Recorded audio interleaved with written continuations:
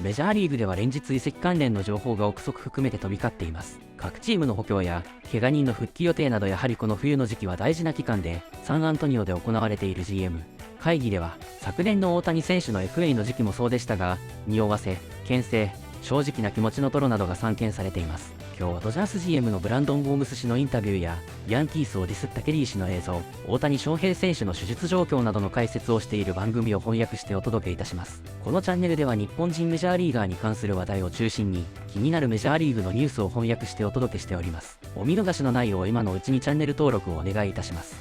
There was some baseball news, and it was later in the afternoon, early evening, depending on where you live, that we learned of Shohei Ohtani's surgery, successful surgery to repair the left labrum tear that he suffered during the World Series on a stolen base attempt in the 8th inning when the Dodgers were leading 4-1. It just didn't look like much. I mean, the way he rolled around, yes, but the slide itself. And we could tell later on in the series, the way he was holding that shoulder, that he was gripping his uniform, he wasn't effective at the plate, that was troubling him. He is expected to be ready for spring training, and there are some recent examples of labrum tears for players 4 to 5 months away. They come back strong. Josh Young a couple years ago in the minors. Mark Sales, our great researcher, reminded me of Logan O'Hoppe in 2023.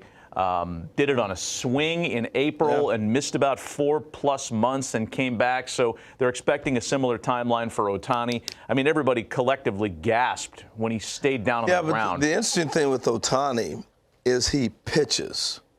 And they're playing that big series in Japan. Mm-hmm. Don't tell me you don't want him starting that first game in Japan. You mean on the mound or at the Yes. So how's he going to be able to pull that arm through? How's it going to work? How's it going to? He can't do anything. It may slow down. So it slows down the pitching. It slows down everything. Yeah, I didn't even think of the early opening. The Dodgers do not have a lot of time before they get into camp. We'll talk to Brandon Gomes about that when we have him on the program a little bit later on. Yeah. You wanted the definition of a labral tear. Yes. And here it is. All right. For the unindoctrinated, this is according to Penn Medicine, and we have a noted Penn Medicine physician ready to verify this slab, if you will. Shoulder labrum is a type of rubbery cartilage that lines the shoulder socket called the glenoid. Yes. We're getting deep into the anatomical stuff today.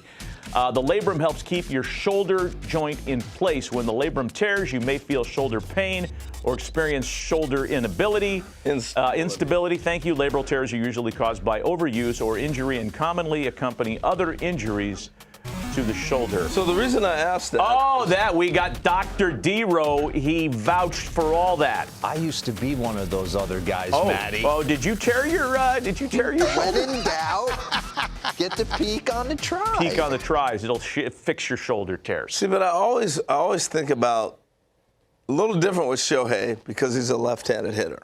All right, most people are going to pull the bottom hand through, and you get this, like Tatis, for example. Shoulder kept popping out of socket, right? He's pulling the bottom hand through, or even Corbin Carroll with Arizona, pulling the bottom hand through, and you get this. Shohei's, it's his top hand. So he uses that top hand quite a bit, but my point is it's almost like swinging a hammer every time you swing a bat. And I asked him at the World Series, how many ounces is his bat? I thought it was going to be like 35 ounces or something like that. He swings a light bat, 31.5 ounces. That's a light bat for his size. So I thought, it had to maybe come earlier on a swing and miss, and then he did something when he slid. So I think it was adding up with time. And if you look at some of the swings and misses he had, you go back and look at it all the way back to the San Diego series when you're trying to leave the house every swing, you're going to strain some things. Yeah. And if you're trying to obscure the medicals, and people are going to know, right? I mean, it was clear that something was wrong with him. Yeah. It's like trying to sneak a cheese past a rat. Trying to sneak a piece of cheese past a rat. We got all of our D-Row soundboard stuff. Let's go to social media for this from David O'Brien, who covers the Braves. This is interesting. Ronald Acuna Jr. and Spencer Strider won't be ready for opening day, according to Alex Anthopoulos. This is according to Matt Gelb at the GM meetings. First time he said they won't be ready, though indicated previously it could be a month or two into the season before Acuna can get going. They'll evaluate as they go along. What are your initial reactions to the disclosure and the news. So it's two different things I'm going to ask you to react to here. Okay. Two things. One, I think by him setting it out there, you tamper expectation, you get it out in front, but also you tell the players, you're not coming back opening day. Slow down. Because every player is like, I'm going to be back for spring, I'm going to be opening day. That doesn't matter who you are. That's what you're trying to do. Right. I think he said we're going to push that timetable back. Number two, my concern is with Acuna because he got hurt last May. And here we are talking about he's not going to be ready for maybe a month into the season. That's a year. Now, I know he had the surgery 2 years ago. Played, had that huge year, and now he gets injured like a month into the season, and now we're saying it's going to be a year before he comes back. This is a young man. He's got 4 more years left on that contract, and he's got a big career ahead of him. But that injury to that knee, that's worrisome to me. Yeah. Will he be the player that he was before? And we're looking at a year from the injury this season to when he gets back on the field. That's a long time. Well, and I guess, you know, you make a good point. There would be a little concern there if you're a Braves fan. I think that by Alex getting out to your earlier reaction, but Alex to get out in front of this and say, hey, don't, you know, he doesn't want to answer questions all winter about when they're going to be ready. Right. He set the timeline. He's put a very broad bit of canvas out there for them to get to 100% before everybody starts bugging him. You have any when concerns? Are we going to see them? I hear what you're saying about Acuna. If I'm a Braves fan, maybe, but I'm not. I'm not that concerned. I'd be more concerned about the pitcher just because I think pitching injuries are a little scarier, and you don't know what version of Spencer Strider you're going to get when he comes back. But, you know, look, you assume that their medical staff's going to get it all cleaned up and everything's going to be fine, even if it takes an extra couple of weeks or months in this case. Related, kind of, is this from Evan Grant. Chris Young of the Rangers said that Eovaldi has declined his player option, but the Rangers still have, quote, great interest in his returning. However, Mark Bowman covers the Braves. Eovaldi could be a top target for Atlanta. This is fascinating, and I think for the Braves, a team under Alex Anthopoulos and under other heads of baseball operations, a team that has really struck gold on more than one occasion with older starters on the free agent market who other teams may have discarded for mileage concerns. Right. They've done okay by this. Check this out. Anibal Sanchez was 34, posted a sub-3 ERA in over 100 innings in 2018. We know that Charlie Morton's been great for them. Chris Sale was one of the greatest acquisitions and re-ups in the last 10 years in our sport. You remember when the Braves got Aaron Harang? I think he was like 37 years old and gave him 200 innings one year. So they do a pretty good job in finding guys like that. And I wouldn't even put Eovaldi in that category yet because he's still at the peak of his powers. I think he's going to have a very robust market. I mean, we're talking about 2 teams. I think there's going to be 15 teams. Who doesn't need a starter? We were saying yesterday the Dodgers are going to be calling him, too. I mean, the Yankees need a starter, the Dodgers, that's the world. Every playoff team that we watched needs starting pitching, the whole industry. And in older pitchers are in vogue right now. Right. You look at what the Royals were able to do. You look at what San Diego did. You look what teams are doing across the board because the experience pays. And we've cut. I don't need 9 innings from you anymore. Right. By saying I need 5 innings brings the older pitcher back into the fold. And if he said no to $20 million for 2025, there's got to be a multi-year thing for him out there. Not to mention all these older guys, they're very good at kind of the new science of how to keep themselves in shape. They take your blood, spin it, shoot it back into the injury. Man. And JP Morosi is leading the league in information live from San Antonio. Good morning to you. Welcome back to Hot Stove. Settling in at the GM meetings. Our front office insights are presented by Sage. JP, I want to hear all your conversations with all the front office executives. I'm sure there have been plenty. We spoke a lot, JP, about Toronto yesterday on the show. What does Ross Atkins have to say about Bo Bichette and beyond? Good morning to you. Lauren, good morning. The big question here is, with Bo Bichette coming off a down year in both health and production, could Ross Atkins' peers here in the major leagues, the other GMs, could they find a way to trade for Bo Bichette now when his value is down? I put that question to Ross Atkins yesterday, and here is what he said. That would be an easy no to your question if someone was calling that way. So he's very much a part of our plans. He, very similar to Vlad, has meant a lot to this organization, to this city and country, and to the game of baseball. He's going to be one of the better players in the game. He has been over portions of his career, and really excited about the two of them playing together. In other Blue Jays news, the agent for Vladimir Guerrero Jr., Barry Praver, is here at the GM meetings. No word on if there's been any conversations, Lauren, between Guerrero's camp and the Blue Jays about an extension, but that is going to be one of the biggest stories for the Jays this winter as well. We will be watching. Matty said it yesterday, thinking this year's version of the Blue Jays will be better. We will see. What about the Rangers? Nate Eovaldi, Matt just said it, and Harold talking about it, declining his player option. Chris Young saying, hey, we want you back. Do you read anything in between the lines about Jacob deGrom and his health because of this, or no?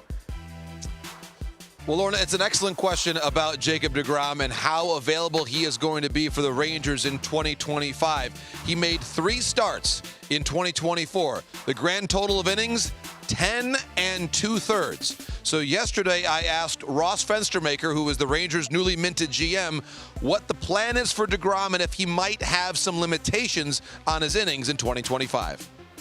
I think we're still working through that. You know, Jacob's been feeling good, healthy, you know, had a great close to the season. It was exciting to have him back out there. So I think we're going to play it by ear, but looking forward to a relatively healthy and full 2025. So.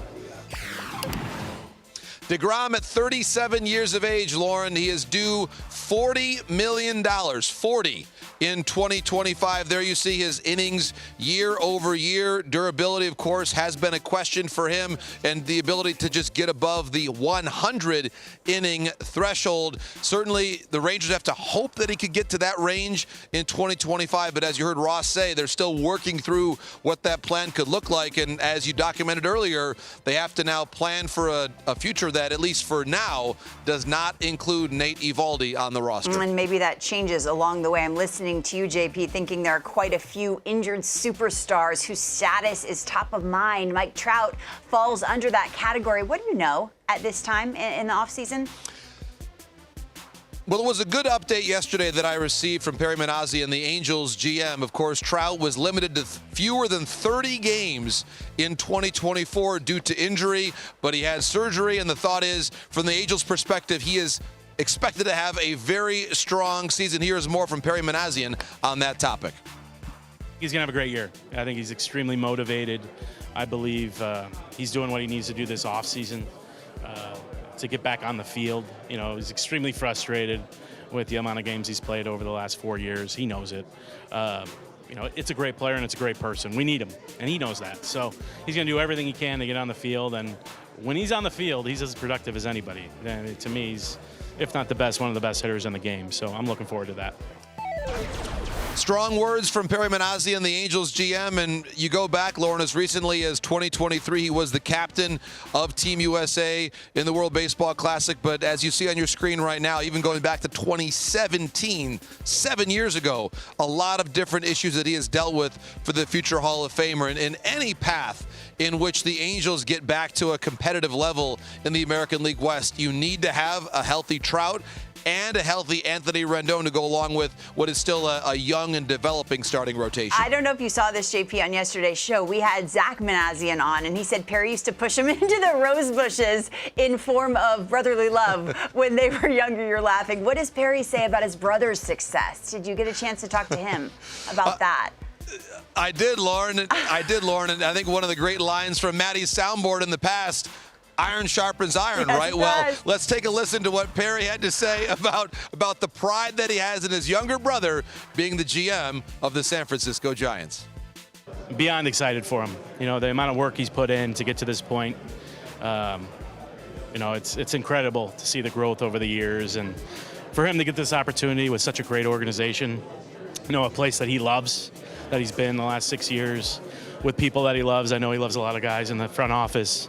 And to do it with Buster Posey, who's obviously one of the best players to ever play, and an unbelievable guy. I think it's really, really cool. And he's the baby of the family, so everybody's excited. Now, we have to check our information on this show, Lauren, and I was watching that interview you mentioned yesterday with Zach Minasian about the chipped tooth that he sustained during one of those fierce games of one-on-one basketball. Perry confirmed that story is completely correct. It is accurate.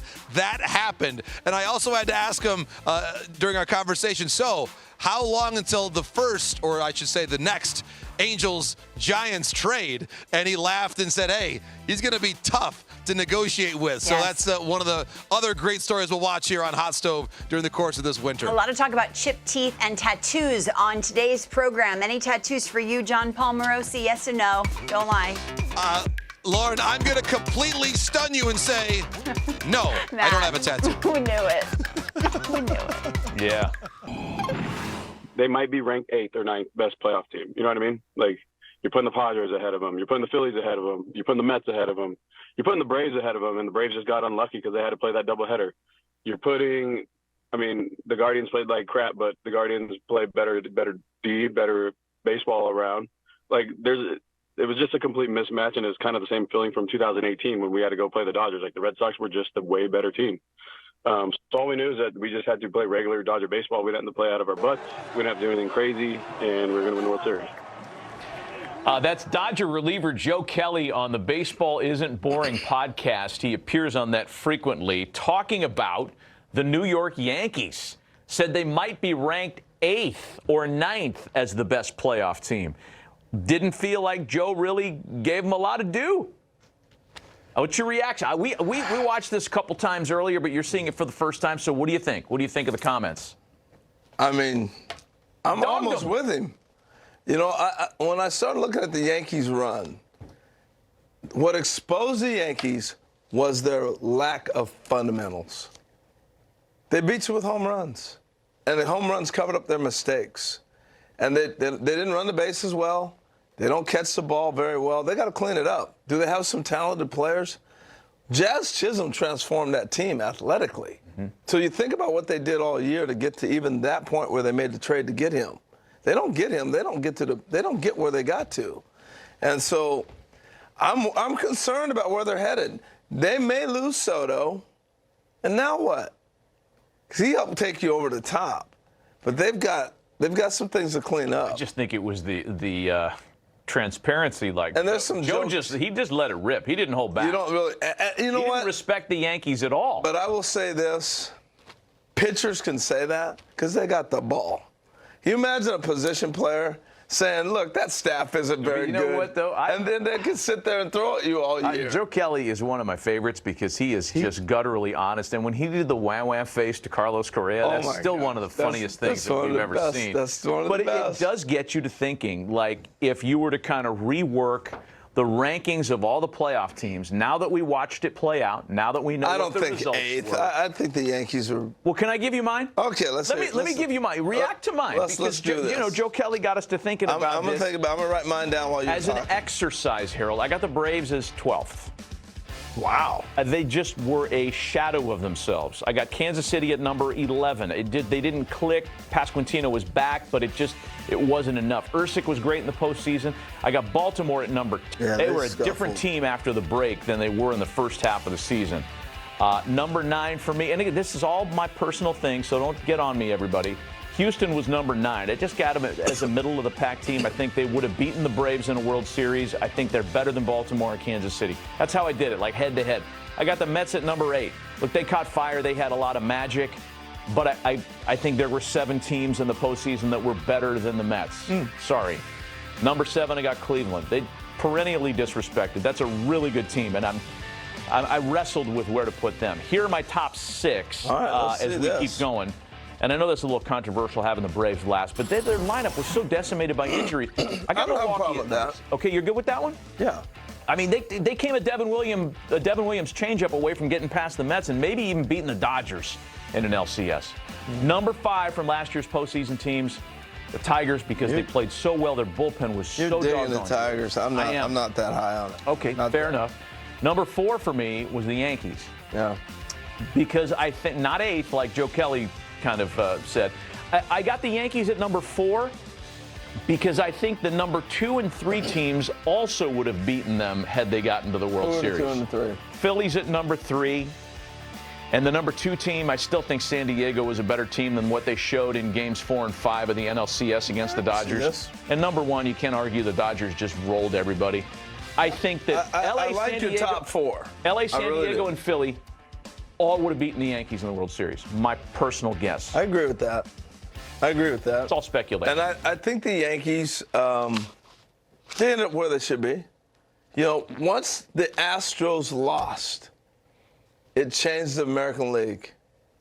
The Astros did not show up. Biggest disappointment in the whole sport was how the Astros performed that first round.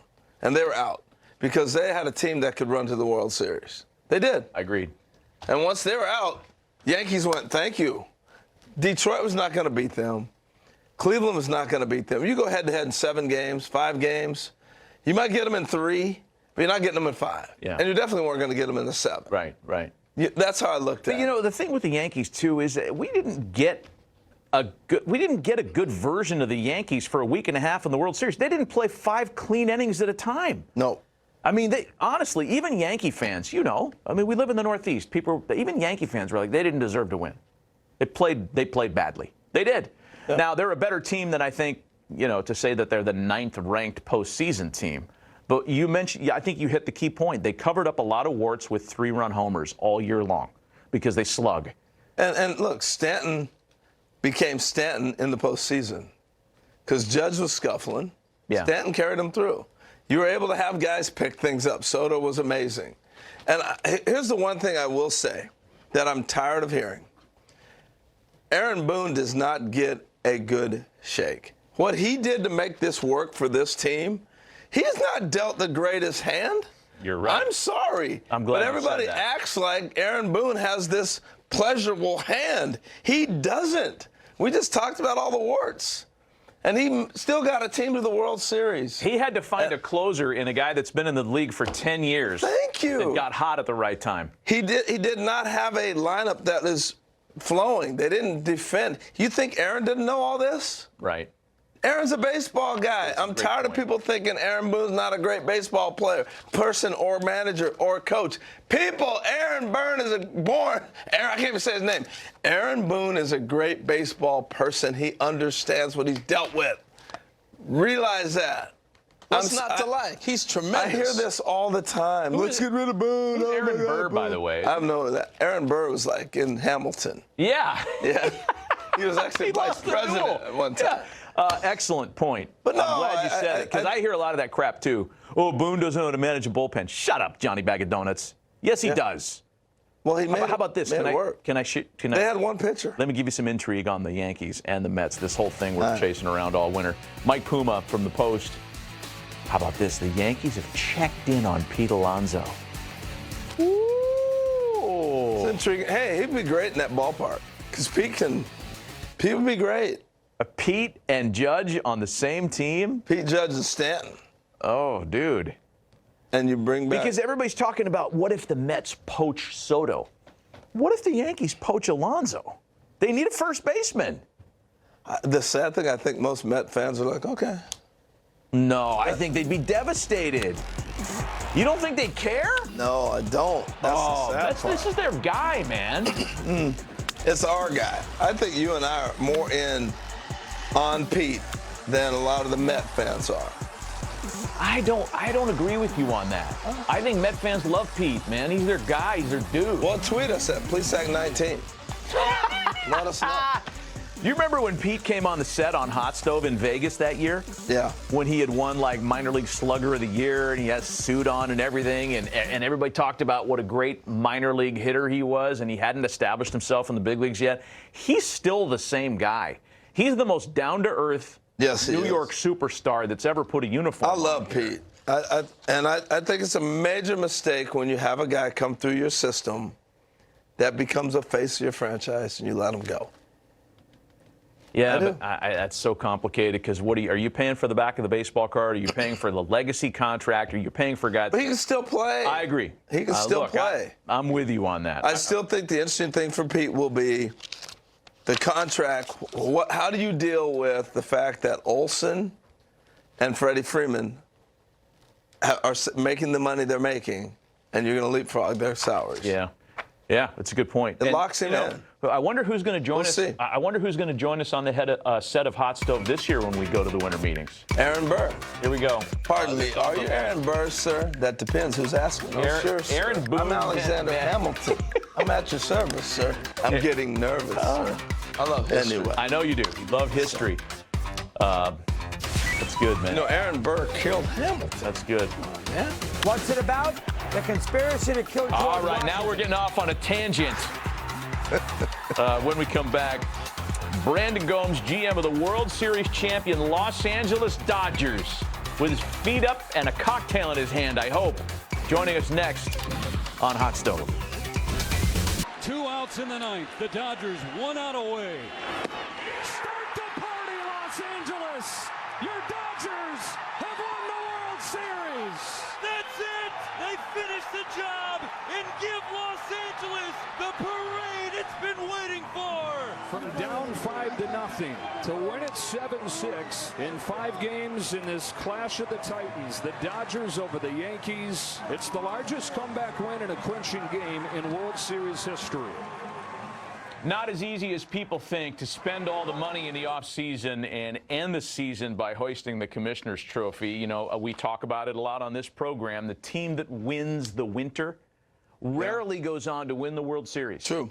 And the Dodgers did it last year. And, boy, there's probably more coming, because if you were to say that the Dodgers have a chance to be the team of the 2020s, 2 World Series already. 2 of the 4 belong to the Dodgers. Right. They've got this core locked up. There's probably going to be more star power on the way in there. Who knows what they do with Teoscar Hernandez? We're going to talk to Brandon Gomes about that when we get him on the program here coming up in a moment. But this is how difficult it is, right? Top spenders during the offseason and where they finished the last 4 years. San Diego, Rangers, Mets, they all missed the postseason. It's not like they got there and lost the World Series. They didn't even get there. Let's go back the previous 5 years. Again, spotty results. Angels spent a lot of money in 2019 when they re-upped Trout, missed the postseason. Cubs lost in the wild card. Dodgers lost the World Series in 2017 to Houston. The Giants spent a ton of money and lost in the division series. And the Marlins, that was the year that they re-upped Stanton to that huge number. They missed the postseason altogether. So again, you don't just win the winter and then win the World Series. What the Dodgers did was pretty special. Yeah, and they had the crazy thing is they won the winter by making the moves that they did. Obviously, Ohtani's a big piece of that, but they also had a foundation built. You know, they still have a staple of young players that they continue to bring to the big leagues. You know, you look at Paez, you look at Gavin Lux. You start looking around at some of the young players they continue to drop in here and there. I mean, Cody Bellinger came through the system. Jock Peterson came through the system. That's right. And they continued. Will Smith. I mean, you look at what they've been able to do. Walker Buehler. I mean, you think about what they've done. We talk about the big star money or the trades you made for Mookie or whatever, or Freddie Freeman, but the foundation is always laid with the minor league system. One of my favorite stories on this kind of incarnation of the Dodgers roster is Max Muncy, because he was never a star, right? And he was a reclamation project off the Oakland roster. Yeah. A converted catcher who made himself a better player when he got to the Dodgers, and he's now almost an indispensable part of their success. So it's not just we're going to outbid everybody for Freddie Freeman and Mookie Betts. Right. It's we grabbed a couple guys, we made them better, we put them in our system, and Muncy's a great example of that. Well, and a lot of that is they have great coaching. The one thing they have not gotten away from is coaching. Mm-hmm. They have the analytics. They did a lot of stuff. Diamond Kinetics was out front, all those type of things, and they've done all those things. But they've been able to mix the two. We keep hearing about that a lot. Old school, new school. They've done both. And what the Dodgers have done is they've kept baseball people to coach the players to say, here's what the numbers are showing you. Here's how you develop it. Yeah. It's one thing to say, hey, your chase rate is bad. Well, how do I fix it? Yeah. They got baseball people that are teaching the game. So they've been able to do the whole thing, man. You know, yesterday, I'm glad we started talking about this because yesterday we were having the discussion on the Marlins managerial opening, the only one that's out there right now. And I had the idea that maybe the next Marlins manager is going to come from the Dodgers because Clayton McCullough's name has been mentioned a lot. I threw out Miguel Rojas as a player manager. I forgot one dude, and I'm glad I have a chance to clean that up. What about Bob Guerin getting back into the managerial business? Yeah. Right? He's been a bench coach. He's been with Doc for a while now, managed the A's. He's got chops. I still think that the next Marlins manager is going to come from the Dodgers' brain. It's going to come from Blue. Well, you know, that success breeds that. Everybody wants to, like, it's like in college football, right? You have a competitive program. You have the tree. The tree. Like the coordinators get head coaching jobs. Like my boy Dan Lanning. Came from Georgia. He started with Nick Saban, Alabama. Example. Now he's the #1 ranked team in the country. Just saying. Let me ask you this question on the Dodgers. Do you think that they're prioritizing bringing back Teoscar Hernandez? He was an integral part of their lineup last year. But there's other places they could go for that spot on the market. How do you think they've used I think Teoscar's a wait and see. Would we like to have you back? Absolutely, we love you. But if we can get Soto, sorry. You know what I mean? Yeah. That's kind of where it's at. This guy was so good for them, man. He was great. I mean, there was a time when... You have to go above and beyond him for him not to be back. And the only above and beyond would be Soto. Right? Santander? Even Santander doesn't bring, I think, the defense that he brings in left field and all the different things. I think it's a different mix. If Baltimore loses Santander... They're going to lose him. Okay, well, then they better prioritize this dude.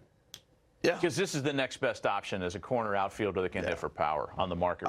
It isn't so. And I thought Teoscar, again, almost like Edman did for me, watching him play, watching Tommy Edman every day for 2 and 3 weeks in a row. Yeah. Because you don't watch every team every day unless you're following that club.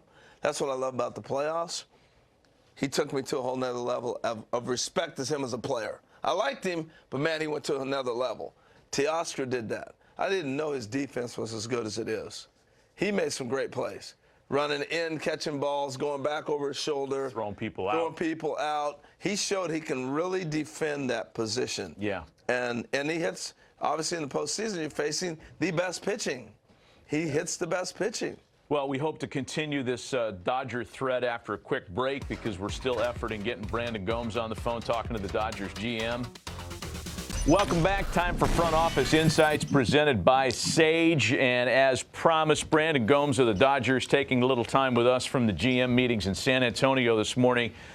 Brandon, thanks for the time. Congratulations on everything that you guys achieved this year. And I know Harold just asked you this during the commercial, but at what point do you get out of celebration mode and get back to work for 2025? Yeah, well, thanks for having me, guys. I mean, felt like right when we got here, the only downside of winning is that you're certainly backed up as far as planning for the off season. But I'll happily take that college cram session any day. I hear that. Hey, tell us about the parade because you didn't get it in 2020 and you got it now. So tell us about it. Yeah. It felt like 2020 got rolled up into it. It was incredible. I mean, the number of people you could feel, the energy, the love of our fans and the city of Los Angeles. Like it was electric. I mean, people just like for miles what it felt like. And then on top of the parade to come back home to Dodger Stadium and have that be a packed house as well. Like, I mean, it was.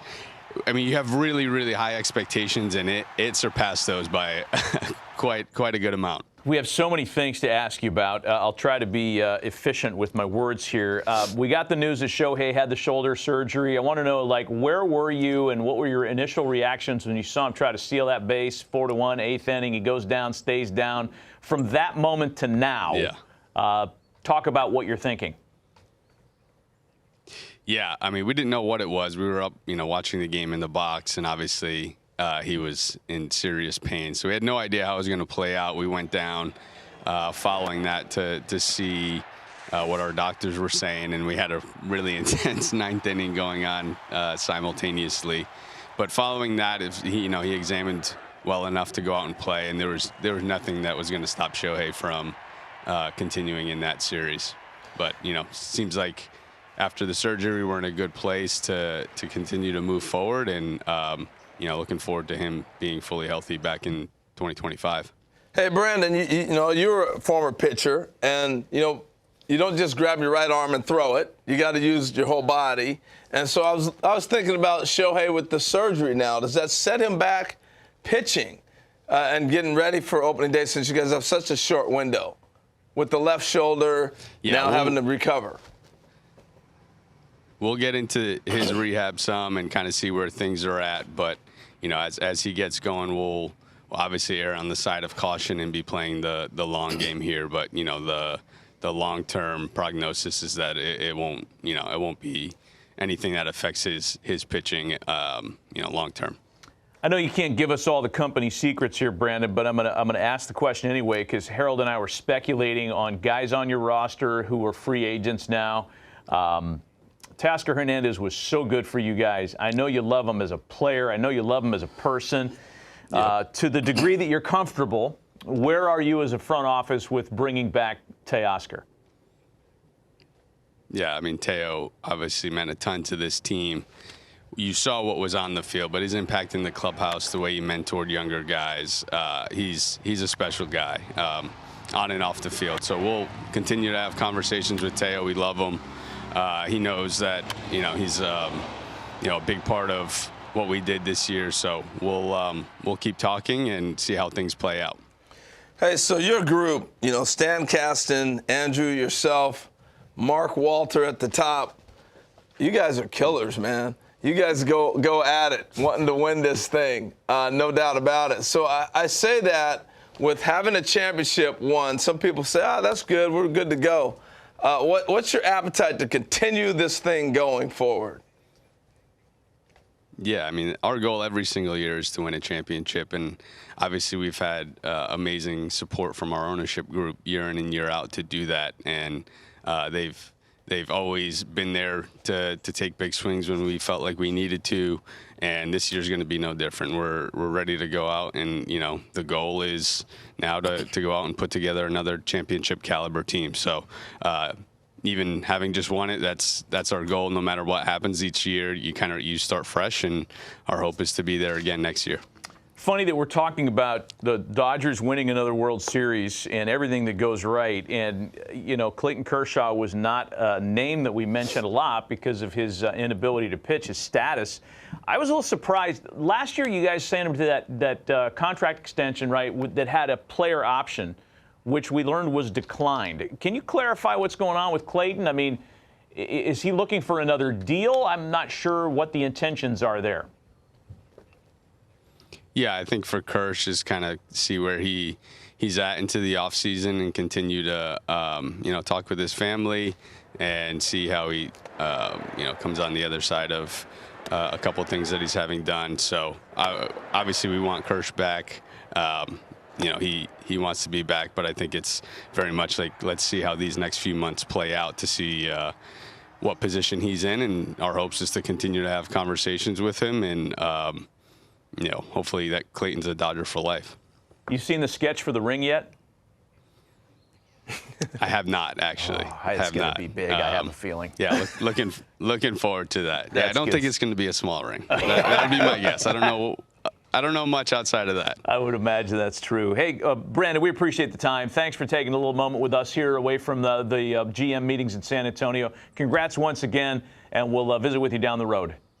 ケリー氏の折り方、激しかったですね。しかし番組内でも話されていた通り、やはりパドレスが今回のポストシーズンでは実力が飛び抜けていたのは間違いないでしょう。ダルビッシュ投手の好投はもちろん、マチャド選手、タテイスジュニア選手など、攻守ともに他のチームより一枚上手だったと見ていて思います。映像は確認できませんでしたが、ミゲル・ロハス選手もヤンキースに対して正直すぎる意見を述べていたようですし、来シーズンは同地区ではパドレス、アメリカンリーグではヤンキースからドジャースへのヘイトが集まりそうですね。これでファンソト選手がドジャースに入るものならそのヘイトは一段凄まじいものとなりそうです。テオスカー・ヘルナンデス選手の動向も気になりますが、GM からは契約延長に関する発言も出ていましたね。人柄も良く、スピーチでの涙など、在籍期間は短いとはいえ、ドジャース内に溢れているように見受けられます。皆さんは来年のドジャースにはどんなメンバーが揃っていると思いますか？